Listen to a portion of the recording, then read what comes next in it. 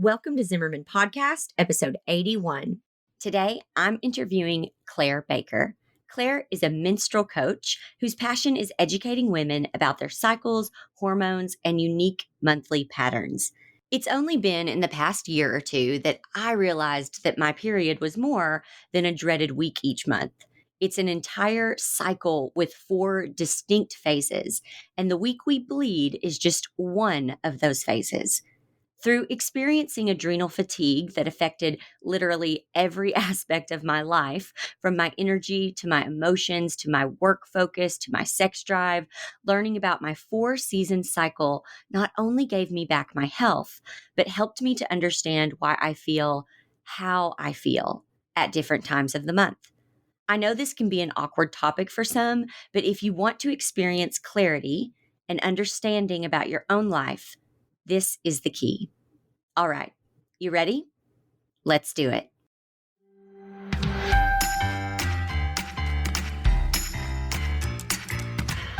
I'm Jessica Zimmerman, and this is Zimmerman Podcast. I'm a serial entrepreneur, mom to 3, and professional oversharer who has spent a decade building my business and helping others do the same. From wedding floral design to business education, features in Martha Stewart Weddings and Forbes magazine, and even writing and publishing my best-selling memoir, Sleeping with a Stranger, my business has kept growing, evolving, and changing year after year, just like me. Because the best thing about building a strong business is the freedom it gives me to live a full life. And that's what Zimmerman Podcast is all about, sharing real, transparent, in-the-moment reflections about how to live a life, build a business, and lead a family through the good, the hard, and the messy. That's what we're doing each week, right here on Zimmerman Podcast. Welcome to the show.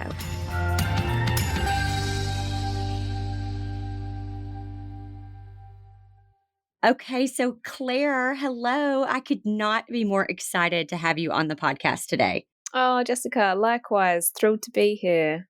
This is going to be so good. Okay, so you are an incredibly helpful menstrual educator with resources, courses, and the book 50 Things You Need to Know About Your Period to your name. Now, I have to admit that I did not know more than the very basics, if even that, about my cycle until early 2019, maybe mid 2019. It wasn't that long ago. So like a lot of people, I basically just thought my cycle, I didn't even really refer to it as a cycle. I just thought of it as like that dreaded week every month, where you had your period. And I'm sure a lot of listeners are a lot like that, So I know we're going to dive into everything, but tell me just about what you do, because I'm sure people ask you what you do and you tell them and they're like, I'm sorry, what? But how you found your passion for this topic. Yeah, I definitely get that response quite a lot, which I get, that talking about menstrual cycles and periods is still quite taboo, and there's certainly a stigma that surrounds the work, and there's just a lot of misunderstanding and misinformation.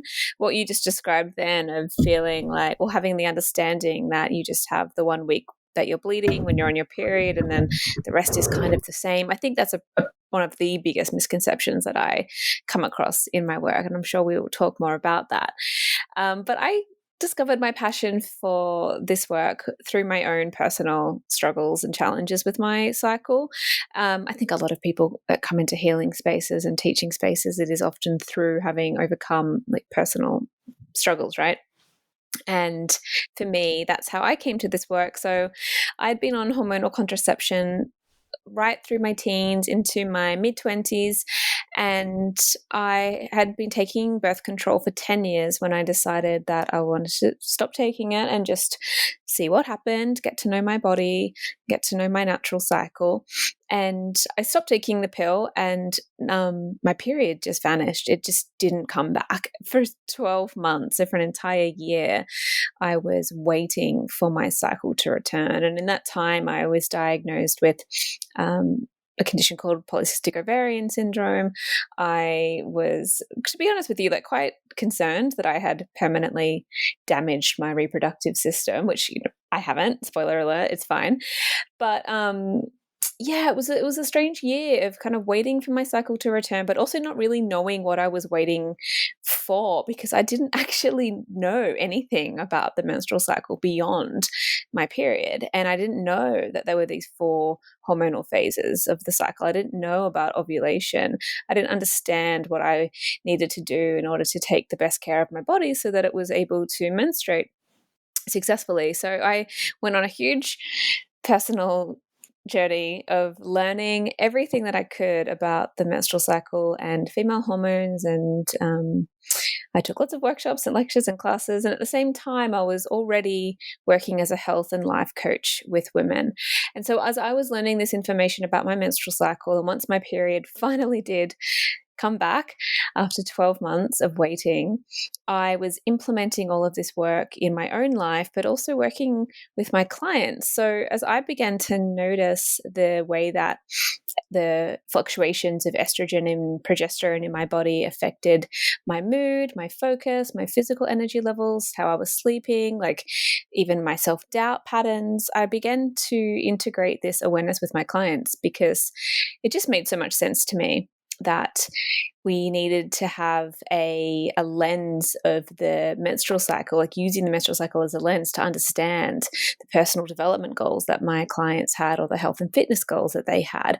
Because I was observing within myself and everything that I was learning that expecting women or people who have periods to maintain a linear like approach to life was just so unreasonable. You know, I realized how inconsistent I really was from week to week, that my energies did change and my desires did change and the food that I wanted to eat did change, my creative output changed, and that was okay and actually something to celebrate. So that's really where it began for me, was definitely a personal journey, but then integrated with my clients and seeing so quickly the results that they had when they began tracking their cycles and charting their unique patterns as well. And then realizing that by working with their cycle and working with their hormones, rather than trying to push against them by being the same every single day of the month, that they were living with more ease and more flow and more easily achieving the things they wanted in their life as well.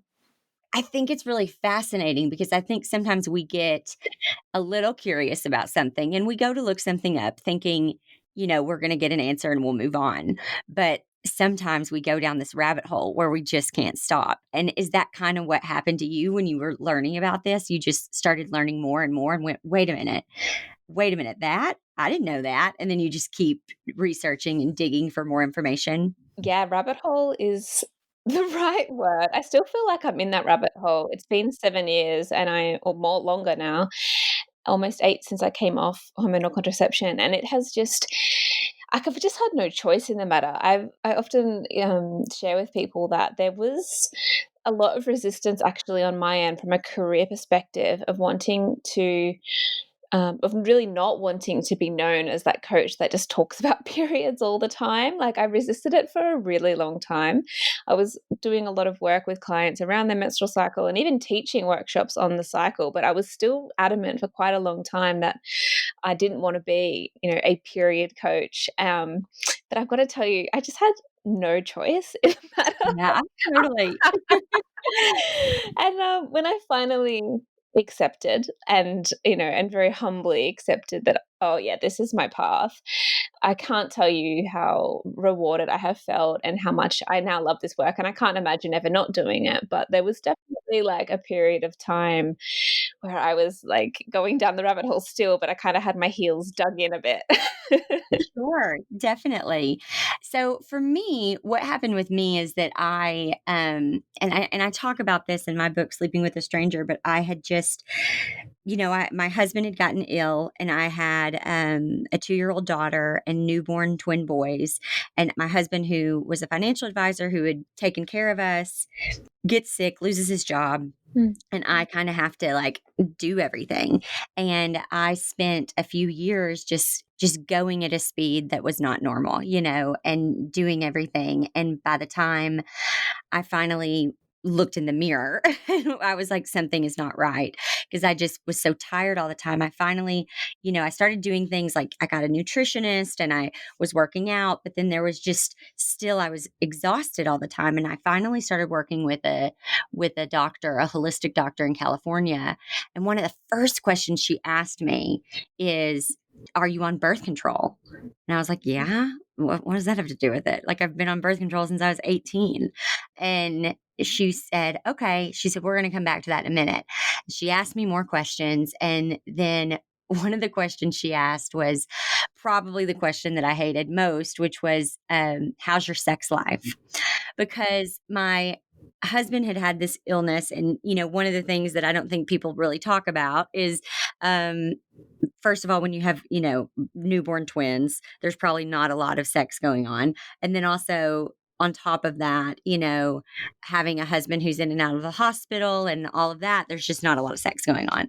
And I just told her, I said, it's very infrequent. Like, no, I think it was, a year ago and maybe before that, 8 months ago. I can't remember exactly what it was, but, and and I expected Claire this answer, this response of like, oh, honey, we've all been there. Or, Mm. just this like kind, I would have even, gone for clinical silence, but I got Jessica, why on earth have you not had sex in 8 months or a year or whatever?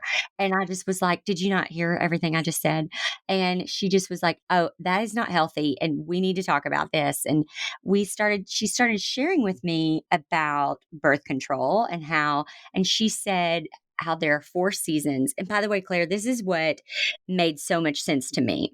Because I think sometimes people hear this stuff and they think it's so far out or like hippie or I don't know the correct term. But for me, when she said this, it made so much sense to me. She said, you have been in an eternal autumn. That birth control has put you in an eternal autumn. And I was like, what are you talking about? And she said how our cycle has these 4 seasons and that everything that I had done, everything I had built in my business or whatever I had done in this autumn phase. And I thought when we got done talking, I thought, well, gosh, if I've done all this in autumn, like I want to know what it's like to be in spring and summer, and that's really what kind of got me as a kind of a go-getter. I was just like, okay. And I mean, she said, well, we'll talk next month about you going off birth control. Well, I hung up the phone and threw those pills in the trash and I've never taken them again. Which probably wasn't the smartest thing. I probably should have listened to her and done it the way she told me to, but I was like, no, I'm done. And man, that's when I started researching and I found you. And it has been so eye opening.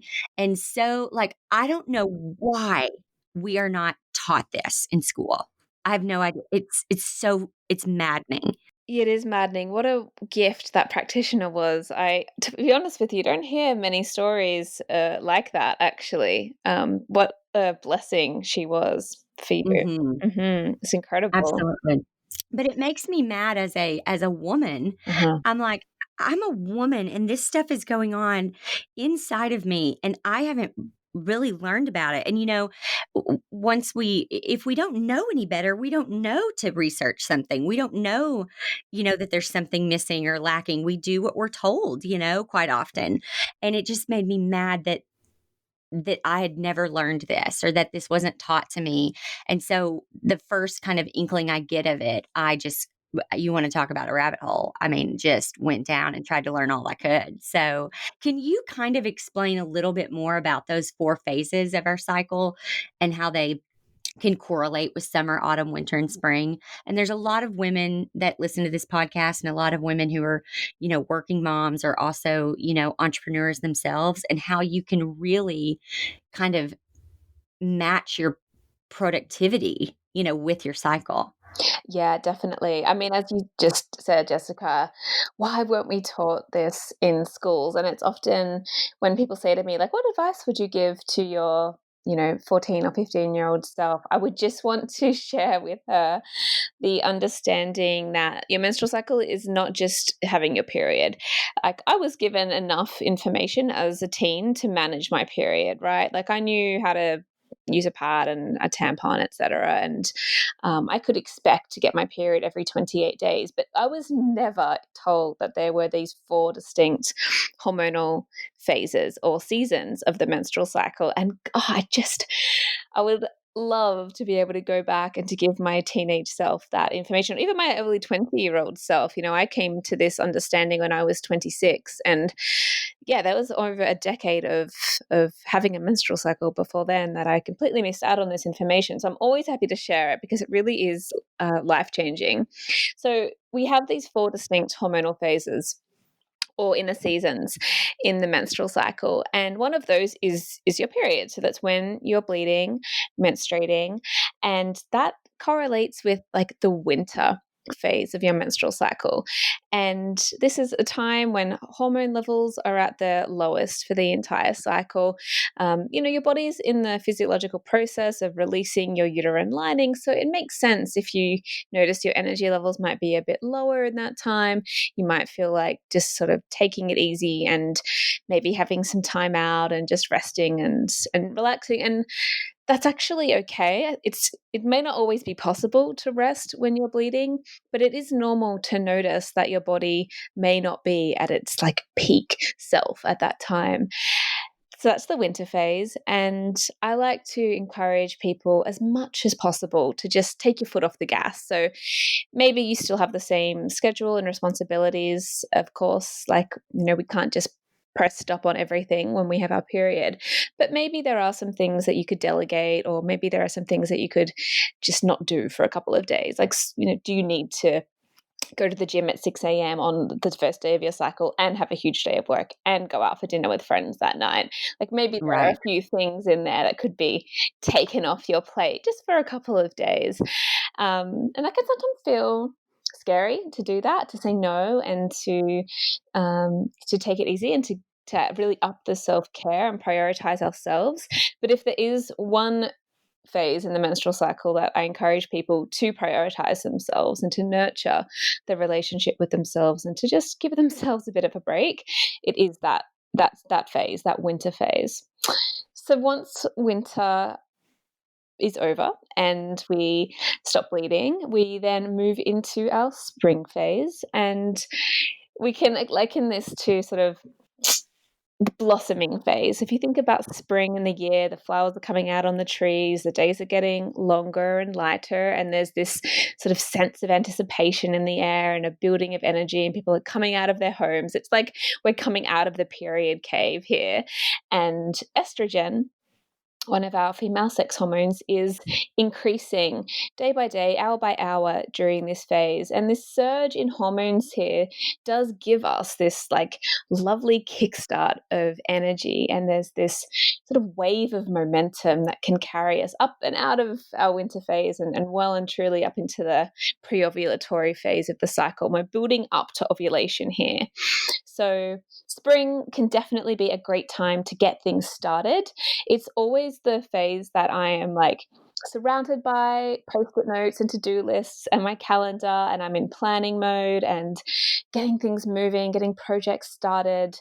It can be a very productive phase. And if you are somebody who maybe struggles to get projects off the ground creatively, like, this is the time to really optimize that. It's a great time to start a new like fitness plan or self-care routine. And yeah, for a lot of people, they, like a lot of women, really love this phase, understandably. Then we move into the summer phase of our menstrual cycle, and this is the fertile phase in the menstrual cycle. It's when we're ovulating, so we're releasing an egg.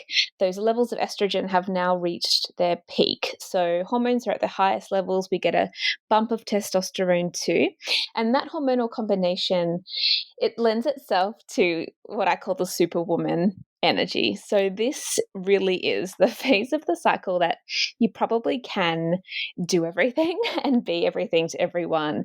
This is the phase of the cycle where your energy is probably going to be higher, your generosity, resilience, patience, turn on, like you were just talking about libido, Jessica. Like, one of the first things that I noticed when I came off the pill and started bleeding again was that my libido returned.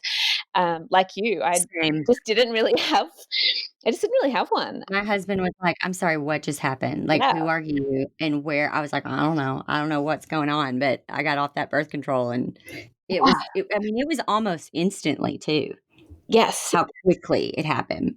it is. It's incredible, isn't it? And I hear this so frequently as well. I And you had just feel alive again. Like, that feels Yeah. weird. It's not just about the sex. You feel like you've been on a dimmer switch, Mm. and you don't feel like that when you're in it. You don't feel like you're dim, but it's like once I got off of it, I felt like like all the lights were turned on and like a music started and like there was a party, you know? Yeah, I often describe it as going from, like, black and white TV to Technicolor. Yes, yes, exactly. Like, you don't realize, as you say, when you're in it. I just yeah, I look back and I see a woman in her early 20s who had a lot of self-doubt and a lot of, self-criticism and very confused and unsure of who I was, and yeah, in long-term relationships and just blaming my lack of libido for just that's just what happens when you've been in a long-term relationship, right? Like, that's just what I was telling myself is that Right, you just exactly, yep. don't want sex. And then, yeah, like you, I noticed right away. I think it's one of the first things that I noticed was that, oh, right, like having a natural menstrual cycle is a completely different experience to being on the pill, and libido and ovulation and this new wetness of Mhm, cervical yeah, fluid. Like, I had, when you're on hormonal contraception, you're not ovulating. It suppresses ovulation. That's how it works to prevent pregnancy. So, experiencing ovulation for the first time in a decade was just like absolutely phenomenal. And you know what? Like, almost 8 years later, it still is. I just am always so in awe of my ovulatory self and just how much I can not only do but also give, and how connected I can be with people, and how yeah, like how alive I feel at that time. It's not an energy I would want to be in all of the time because I think I'd burn out, but sure. there is something just really magical about that summer phase of the cycle, and it only lasts for maybe a week.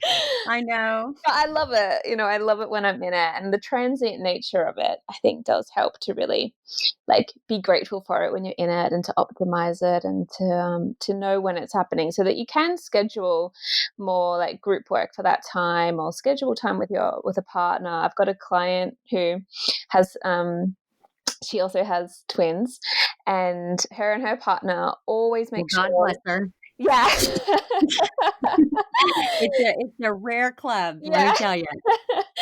They always make sure that when they schedule a weekend away, that they're scheduling it for her summer week when she's ovulating, because that's when she's going to feel most like having sex and being connected to him. And they call it her rabbit week, which I just love because That's hysterical, I love it. yeah, it's so great. And that's just one example of how we can begin to just work with the cycle more. It doesn't have to mean overhauling your everyday routine by any means, but just having that awareness and making some shifts can make a huge difference.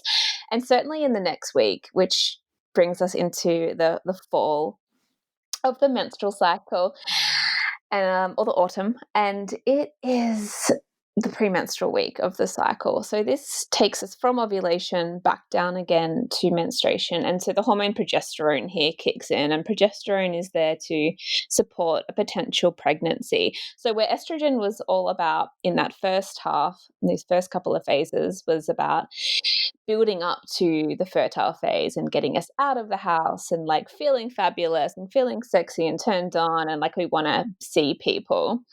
Progesterone is much more interested in keeping us safe, and it wants us to kind of stay home and be more cozy and sleep more. And it's a soothing hormone, and it does feel different in the body to how estrogen feels. And so if, we'll say, we try to keep up that superwoman energy from the past week into our autumn week, then yeah, we're going to probably have a bit of a hard time because the body is trying to slow down. It's building up to menstruation here now, and the gears are shifting down. And if we're staying at that high energy, then certainly that can manifest in premenstrual symptoms, feeling frustrated, feeling impatient, um, lots of emotional ups and downs, and it can be a tricky time for some people. But it can also be a really powerful time. And I work with a lot of women who actually love this phase of the cycle because they get to take time for themselves. They've learned how to set boundaries. They know when they need to say no and take time for themselves. And they tell me that they feel like their true selves in this phase of the cycle because all of that generosity and all of the lovely like rose colored glasses of the ovulatory phase have come off now, and actually now it's time to be real and to ask some big Mhm. questions of themselves, like what is working in my life, what isn't working in my life, who am I, what do I really want, which direction am I going. It's a natural point for reflection and for introspection. And so sometimes, yeah, I love this phase, and it does feel great. Other times it can be tough if I haven't got that space, if I've been, for whatever reason, unable to take it, unable to slow down. So it is really important in charting your cycle to be aware of how that premenstrual week is for you. I think it's the most misunderstood and mismanaged phase of the cycle. And then that takes us back down to the winter phase again, and we begin to bleed and we begin the cycle all over again. And in our menstruating years, we'll just continue to move through that cycle every month ish.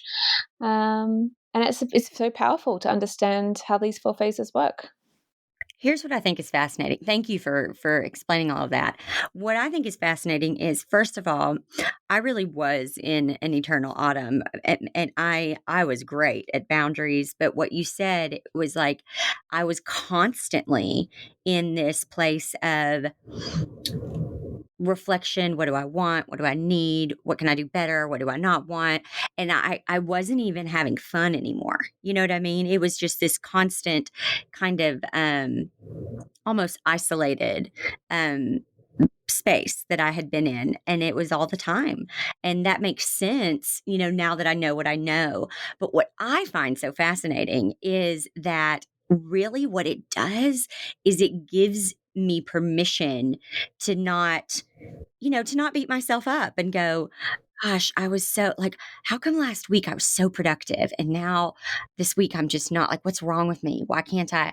Why is it so hard for me to like respond to these emails when last week I was, crushing him or Mhm. whatever? And it's like, no, this actually makes sense and now what I do is I basically plan my productivity around my cycle, or I sync it with it, because I know I'm not going to do a podcast recording in winter. That's just not, I'm not going to be my best self. I'm going to do my, my numbers and my stuff with my CPA in autumn.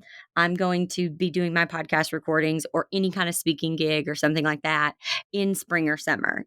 Like I know now when people ask me to do something, I can look at a calendar and go, can we push that a week? I promise I'll be a lot better that week, Yeah.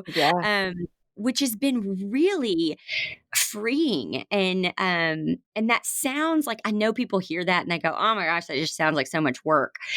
It really, to me, it's the opposite. Like it's freeing. It allows me to know, oh, I know I'm going to be on for that because of what phase in my cycle I'm in. Does that make sense? Yes, of course it makes sense to you. Yeah, of course it does. And I also understand that response of, oh God, that just sounds like way too much to manage. It sounds too complicated. It sounds like micromanaging. It's too hard. I understand that. I think what one notices quite quickly when you do begin to cycle sync in this way is that, as you say, Jessica, it is so freeing and it's so rewarding quite quickly. It's what I love about menstrual cycle awareness is that it doesn't take a really long time to begin to implement. Actually, once you start to recognize that, oh yeah, if I'm recording a podcast, I'm not going to do it on the first couple of days of my cycle when I'm bleeding.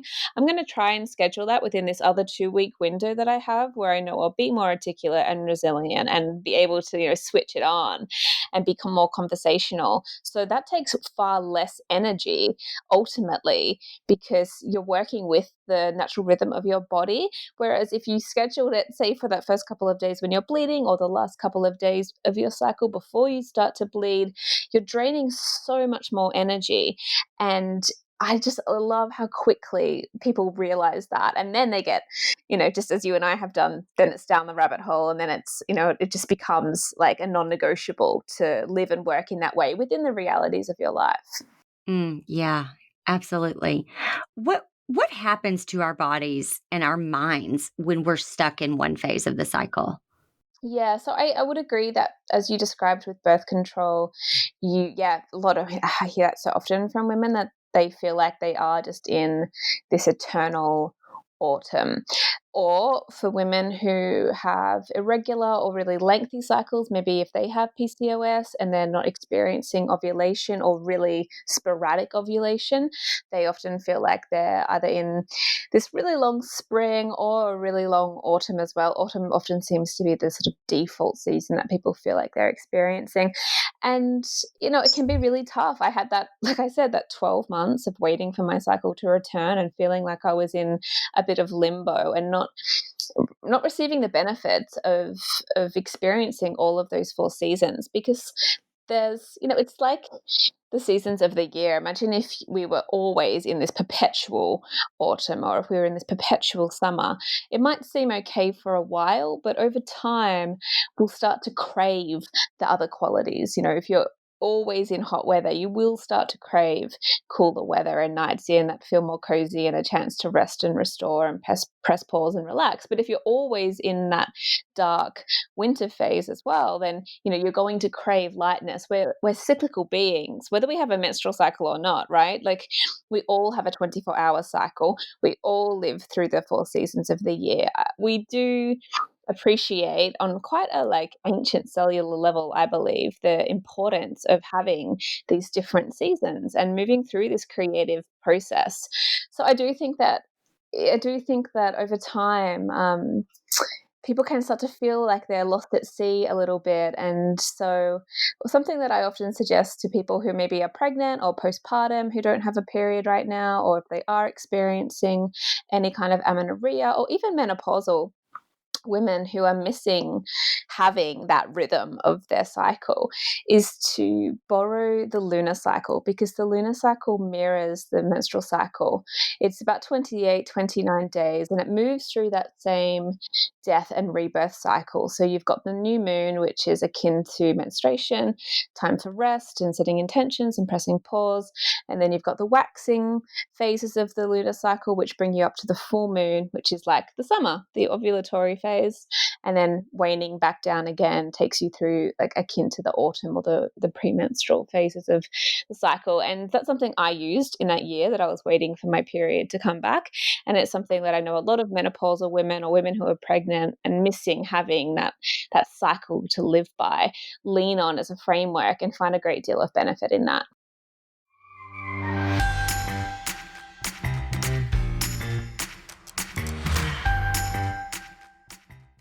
Sleeping with a Stranger is officially available everywhere books are sold in hardcover, paperback, ebook, and audiobook. Since the book's launch, I've been amazed by how it's been received. From being named a bestseller by USA Today, the Wall Street Journal, Amazon, and Barnes & Noble, to incredibly personal and touching reviews from my amazing readers. It's been such a wild journey. Here's one of my favorite reviews. If you're even remotely on the fence about getting this book, just go ahead and purchase it. I promise you won't regret it. I normally don't write a lot of reviews, but in this case, it was a must. Jessica gives you a total glimpse into her and her family's life. She not only tells the story, but she tells it with a sense of humor while also being completely open and honest. I truly believe everyone can get something out of or relate to her story in some way. I honestly cannot emphasize just how much I loved this book. I will definitely be purchasing more to give to friends and family. I can't wait to share this story with you. To get your copy, go to jessicazimmerman.com today or wherever books are sold. And to make sure you get all my upcoming book tour updates, join the newsletter list now.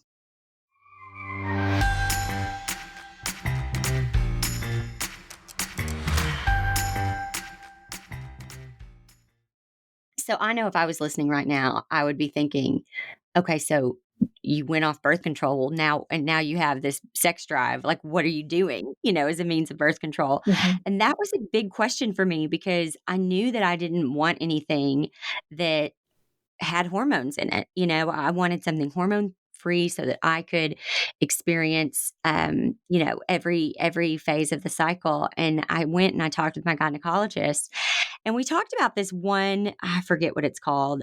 I think it starts with a P, but it's made of copper or something. But she said, I think it's the only one that's hormone free. I could be wrong about all this. I'm not a doctor in any of this stuff, but she said, I'm not putting that in you. And I was like, why not? And she said, because I've put it in someone before and they have gotten pregnant anyway. And so, and I always hate saying this because I know so many people deal with infertility, and I never want to seem insensitive to that whatsoever. But I just always have to share my truth and my experience. That's all I know to share. But Brian and I basically looked at each other and had 3 children. And so, I guess we are very fertile. And so she was like, I want to teach you how to do, a natural birth control where you track it and you use your temperature, and you can totally do that. And so that is what I've done. Now, I feel like, even though it shouldn't be a privilege, I feel like it is a privilege that I've been educated about my cycle and that I have options. But how can we make alternative birth control methods, more accessible to everyone? And what do you hear in when you're talking to women, like what's working? It's such a great question. And oh my gosh, imagine if we were empowered with the information of how to identify the fertile window when we were teens.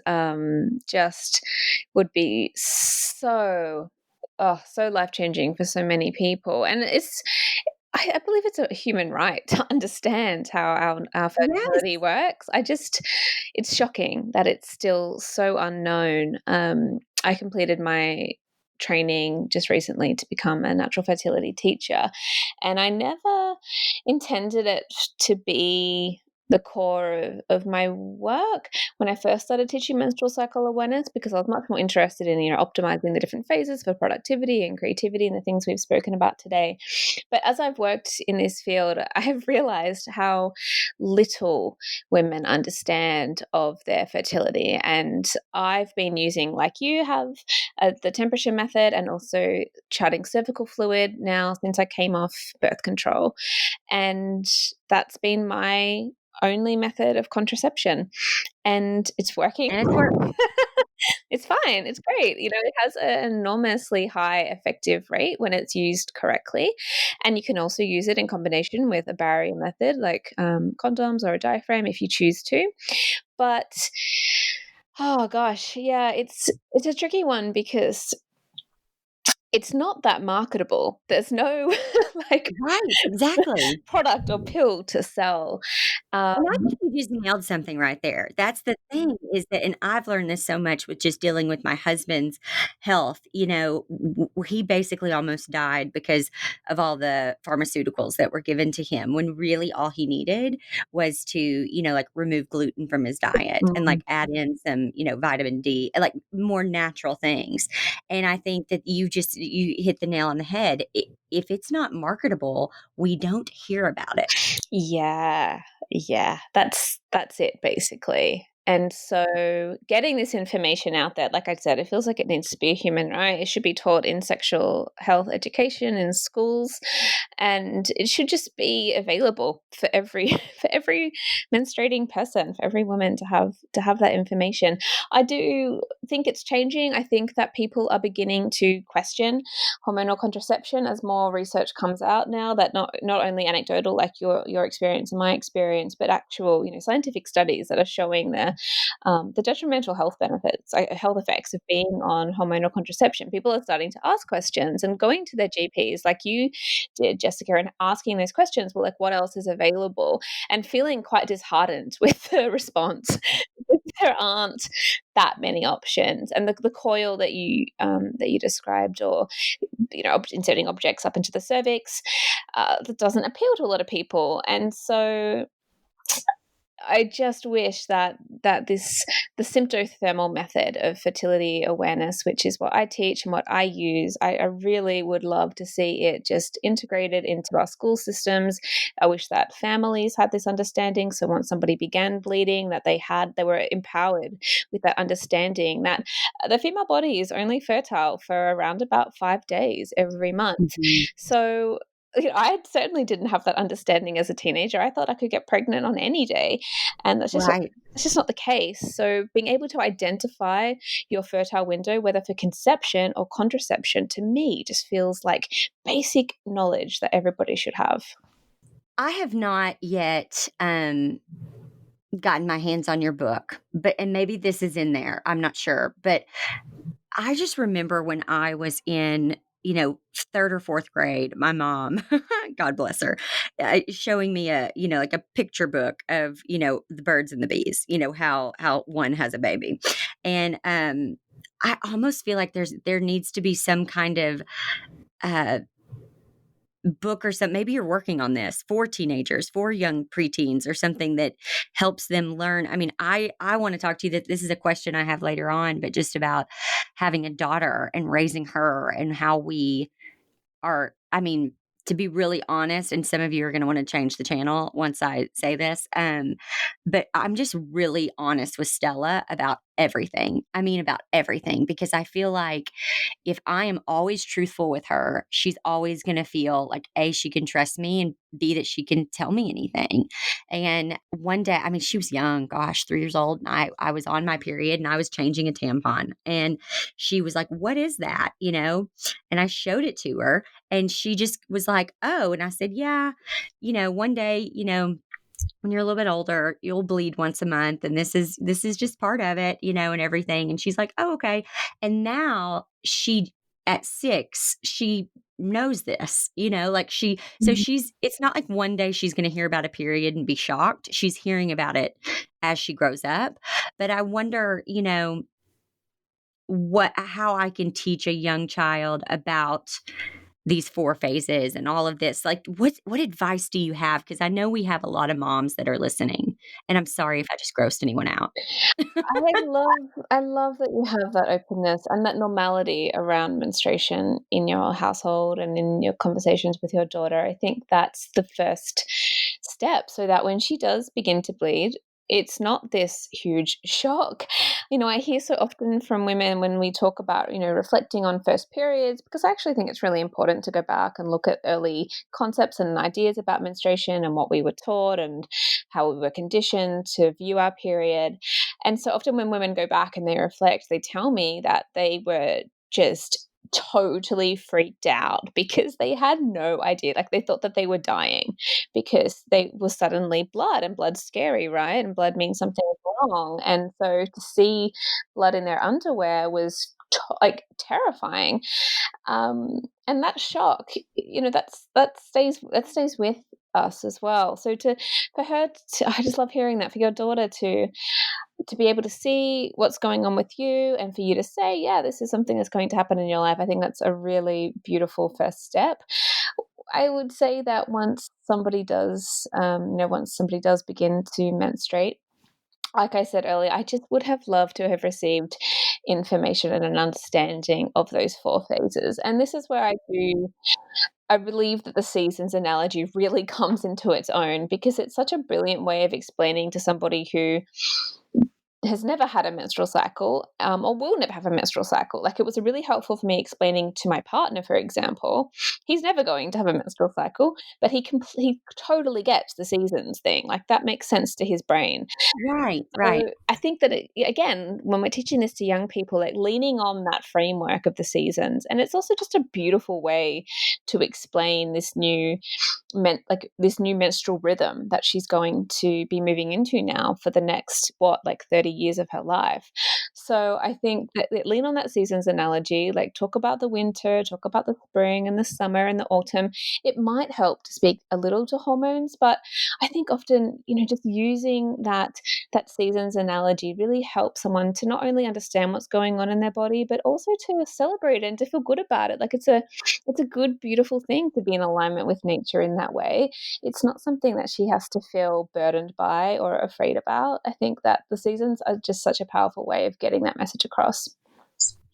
Do you talk about charting your cycles? And I think, again, we don't want to add a lot of work to anybody's already, full plate, but how important is that to you, and how important is that to teach our daughters? Yeah, charting is the first step. Definitely. Awareness is always number one, right? Whenever we're trying to learn something new. And so charting is the backbone of this work, and it really does need to be daily, and it does need to take up a lot of time. All it is checking in every day with whatever day of your cycle you're on. And just to be clear, day one of your cycle is that first day of full blood flow. So we might get a bit of spotting before we start bleeding. That doesn't count. It's that first day of bleeding, full flow. That's day one. And then we just count forward from there. And the last day of your menstrual cycle is the day before you start bleeding again. So once you get your period, that's the brand new cycle, day one. So to figure out where you are today, all you need to do is look back to the date of your last period on the first day of your period is day one, and then you just count forward and figure out where you are today. So when we're charting, really all it is just every day checking in. What day am I on today? Making a few notes in a journal or a period tracking app or a cycle chart, and just like, how's my physical energy today? How's my mental health today? What's going on for me emotionally? How do I feel? How connected spiritually do I feel? What's my libido like? My sleep? Just anything that you feel is worth noting, making a note of that. And every day, just a couple of words is enough. And over time, over a number of cycles, and it usually just takes 2 or 3 cycles to begin to see these patterns emerging. In terms of teaching this to our children, our daughters, like that is such a beautiful practice to give somebody, to say, hey, every day you're just going to check in, see how you're feeling, make a note on this cycle chart or calendar or in your journal. And over time, you're going to get to not only notice these patterns, but get to know more about who you are as a woman, and how your energy fluctuates. And oh gosh, what I would do to be able to go back and give that to my teenage self. Oh, I feel the same way. I think it's such a gift and so fascinating to educate yourself about yourself. Gosh, the more we can know, I just think the better we can be. So, do you ever get tired of talking about this? You get asked these questions all the time. I think, God bless her heart, she just has to answer the same things over and over again. I love the basics of this work. The foundations of this work is so important, and with the book, that's what I decided to do. I really had to check my ego a few times, to be honest with you, Jessica. I don't know if you relate with your own writing, but I kept finding myself like jumping too far ahead and talking about concepts that are more advanced, in inverted commas there, that advanced. And Mhm. what I just kept having to remind myself, and had other people, remind me, was that I needed to make it simple and strip it back and just go back to the absolute basics of cycle charting, because that's that's the big work. Like, it is in the basics, and it is just in the daily practice of charting a cycle every day, those couple of words, checking in to see how you feel, and just taking time to observe these patterns and making these simple shifts in your life. Like, that truly is enough. Yes, if you want to dive deeper, you can.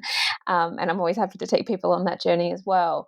But I am always really happy to talk about the basics, because that is the like, yeah, that's the really groundbreaking stuff.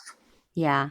I have to say thank you to you, because when I started following you, you did something, or you shared something that completely changed my outlook on bleeding, because I always looked at that time as just this, like, ugh, when is this going to be over with, kind of time. And to be honest, when I was on birth control for all those years, it wasn't very long. It was a couple days, and then you're done. But watching you and what you shared, it totally shifted the way that I look at that time. And now, what I do is you use red sheets. Hmm. You put red sheets on the bed when you are bleeding. And what I do is I wear red pajamas. And totally inspired by you, obviously, but I wear red pajamas, and one of the things that I think that does is it helps show my family that mom is bleeding right now. We don't have to talk about it. We don't have to go into detail about it, but, like, everyone knows, you know? Um, my husband will, if he sees me if he sees me in those red pajamas, he does our grocery shopping, he will buy. I had shared with him how rose and lavender, and all of that is really helpful. Once again, learned from you. And he will buy a dozen red roses. And so for those few days, I get to put those rose petals in the bathtub with me. I get to put, rose salt and lavender oil. Now he's a keeper, I'm telling you. But I mean, even if I didn't have him, that could be something that I could do to prepare, because if I'm charting and I'm looking, I know it's coming, and, a couple days before, I could go buy myself that, but it's a way to just kind of, and it's also a time that I'm able to block out my calendar. And now I know that not everyone has that freedom, and I get that.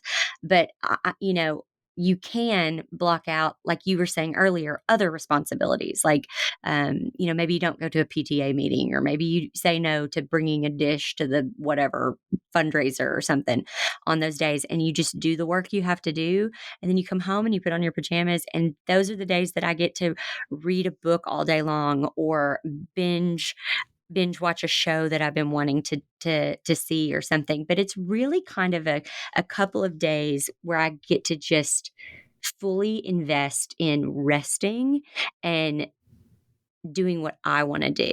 Oh, even just hearing you describe that, I can feel my whole body relaxing just listening to you talk about the value of resting and the value of honoring that time and bringing your partner and your family along on that journey. It's modeling to them as well. Like every single human being needs to rest and needs to take time for themselves. And what a gorgeous example to be giving to your kids. And I really love hearing that so much. I love the red pajamas. Well, I have you to thank for that, because, I mean, I never viewed it as a kind of a gift to yourself, and that Mhm. this bleeding is actually a beautiful thing. I never viewed it that way until I started following you, and it really shifted my perspective, and it honestly, as a mother, made me think, "Wow, I need to be an example, because not only am I raising a daughter, I'm raising 2 sons Mm. who, one day may choose to marry women or be with women, and this will be happening. And how do I want them to understand their partner? How do I want them to, or they may have a daughter one day, you know what I mean? Just all those things. And I want them to see. That's why I had to talk really openly with my husband, so he could see how to treat me, so that be an example for those boys. And so again, it's not that there's this big, "Hey, mom's on her period," that it's not that. It's just, "Oh, mom's in her red pajamas, so she's gonna be in bed a little more today."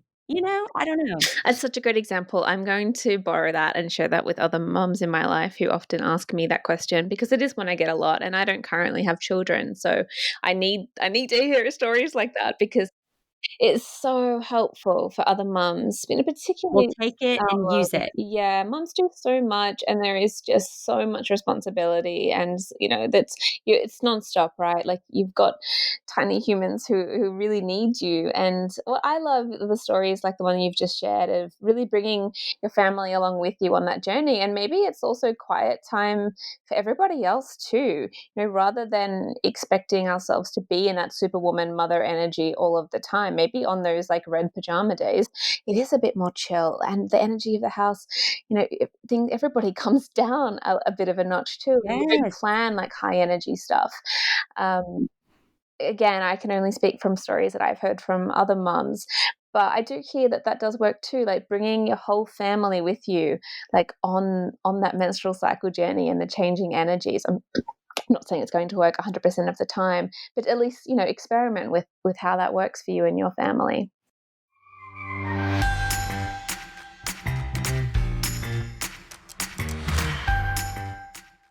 Okay, so summer 2019, imagine me waking up at 5 a.m., taking my kids to the gym while I work out with my trainer, going to the pool, playing blocks on the living room floor, and then wham, totally out of energy by 4 p.m.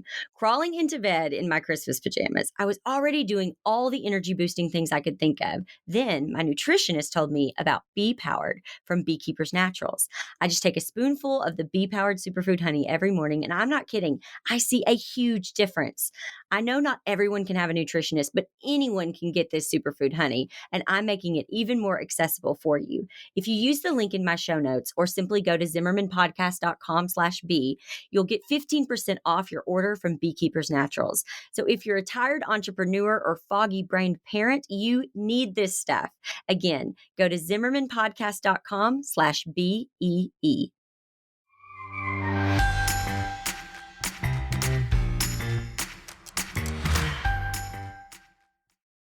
Can we talk just a second before I let you go? Can we talk just a second about your favorite products, like menstrual cups, reusable pads? Do you ever use tampons?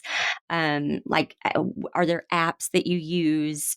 Yeah, great question. I haven't used a tampon or really any disposable menstrual products now for probably about 5 years or so.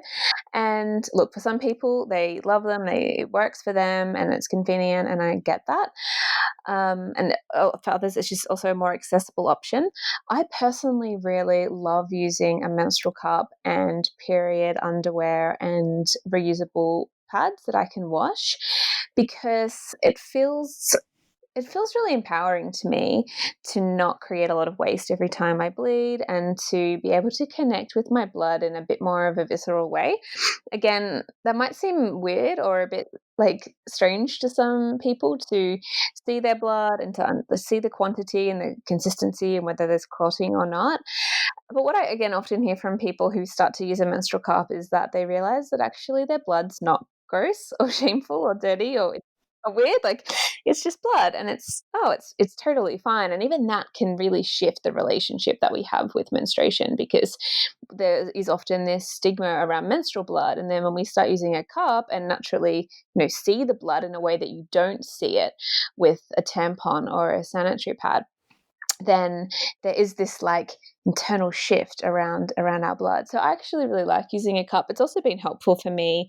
I've been working on my thyroid health for the past couple of years with a naturopath, and so it's been helpful for me to be able to share with her the changes in the quantity of my blood and clotting and the color because that directly relates to thyroid health. And so it is also a really useful indicator of health, and it's a great feedback system from your body to menstrual blood. So I love my cup, love my reusable pads and period undies.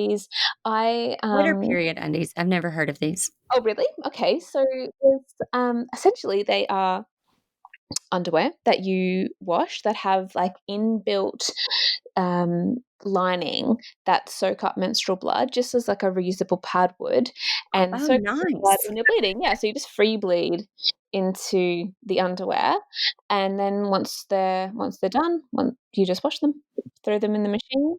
Yeah, and wear them again, and I love them. They're great. Yeah, they're great. You can use them with a cup if you want, like, a backup for your cup if you're maybe out for the day and you're on, like, a heavy day, but I use them just on their own, and they're fantastic. No leaks or anything. They're great. Yeah, so I changed to a cup after following you and seeing you talk about it, and it's so much more comfortable.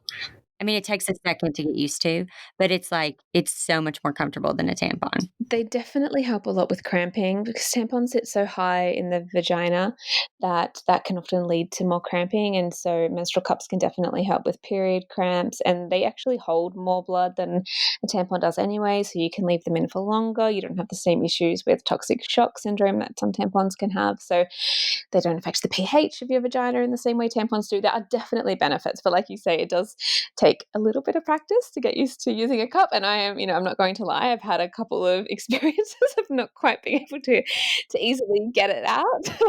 Yes, yes. But in That's five the one thing I think about with my daughter is I'm like, gosh, I don't think I can teach the cup right out of the gate, if she's like 12 or 13, I'm like, 'cause that that thing, you need to be home and I can't even imagine being in like a school stall or Yeah. something, I don't know. Yeah, I don't it know. does take a little bit of practice, but I have to say in the 5 years I've been using it, there's 2 instances I can think of that were a little bit tricky, Right, sure. but other than that, it's been great.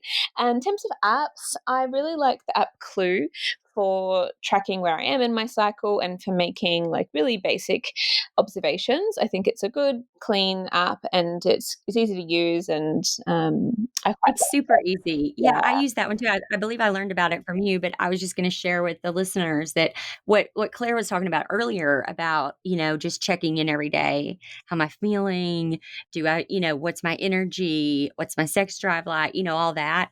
This Clue app basically has all those things right there, and you can just click on them. yeah. And so you can be like, today I'm feeling this, this, this, and this, and then it's done. And then the next day you just click. So it's really easy. It's really easy, and it helps to like, those, like, observations there in the app do help you to think of, like, "What should I be making observations of today?" So they prompt you to think about, "Yeah, how is my digestion today? How many hours did I sleep last night? What is my libido like today?" The one thing I will say about Clue is important to be mindful of, that it's not a fertility tracking app, and so while it does have the fertile window there on the Clue app, that yeah, you really need to be checking in with your body's own fertile signs on a daily basis, because we can't predict ovulation in the way that the app does try to. So I do always make it really clear to people, like, use it for charting how you feel, but don't rely on it for contraception. And they are clear about that too. They say that it shouldn't be used for contraception, that you need to be using a different method for actually charting your body's signs every day. But yeah, Clue is a fantastic app, and I'm always really happy to support their work. They're doing really great work around menstrual research too. That's so good.